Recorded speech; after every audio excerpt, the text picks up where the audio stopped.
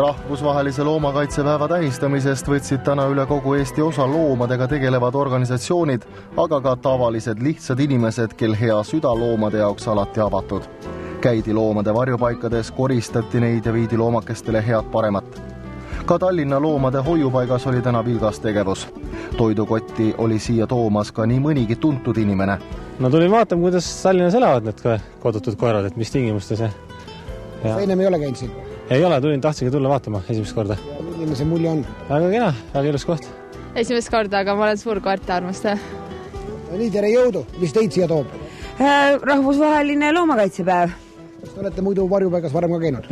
Mina ei ole siin käinud, aga mu tütar on siin käinud ja ta on sellest mulle väga palju rääkinud ja nüüd ma mõtlesin, et on just hea päev tulla siia ja aidata neid loomi ja panna inimesi ka selle peale mõtlema, et miks nende loomadega on läinud nii, nagu on läinud. Aga meil on kogu aeg olnud koer ja on praegu ka. Nii et meil on kõige vahetumad suhted loomadega. Mis koer teil on? Need on meil niisugused, neid nimetatakse vist selliseid, see on see tänava kõige parem tõug.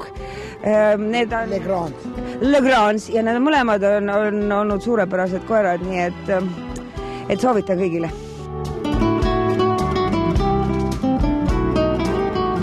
Paljud inimesed võtsid loomapäeva üritustele ka oma lemmiku kaasa.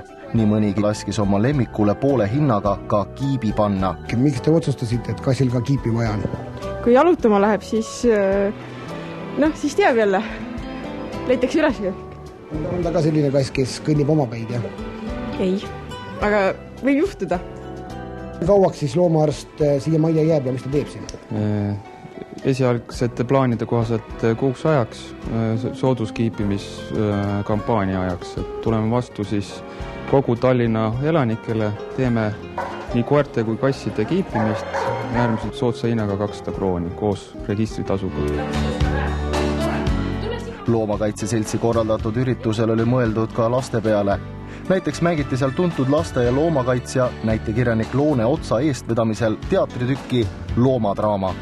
Sellest said väikesed linnakodanikud ka ise kaasa lüüa.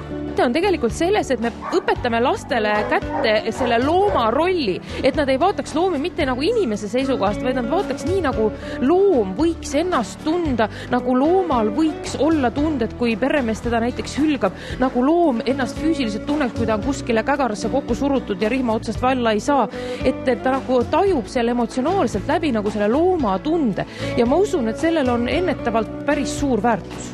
Olete lapsi piinama jääka, kuskile puuri panema? Me ei piina lapsi, aga ma loodan, et me saame lastele nagu edastada selle tunde, mis tunne on piinatud olla. Eraldi tuppa oli aga üles seatud näitus Loomade lood. See andis aimu, milliseid võikusi on Eesti inimene võimenile loomade kallal korda saatma. Sinna jõleduste tuppa lapsi loomulikult ei lubatud. Samas sai tutvuda ka nõnda nimetatud häbipostiga ehk ülevaatega Eesti kohtupraktikast seoses loomade vastu toime pandud kuritegudega. Kindlasti tahaks veel nii mõnigi hea inimene raskel ajal oma abikäe ulatada. Millest siis loomade varjupaigas kõige enam puudust tuntakse? Hetkel kutsikatoidust. Sügisene kutsikahooaeg on jälle lahti läinud. Ja muidugi alati tunneme puudust inimestest, kes käiksid meil külas ja jalutaksid meie koertega ja sügaksid meie kasse. Loomakaitsepäeva hakati tähistama juba 1931. aastal. 2003. aastal avati Inglismaal vastav koduleht ja sellest ajast alates on selle päeva tuntus üha suurema hooga kasvanud. Loomadele pühendatud tähtpäev kogub populaarsust kogu meie planeedil.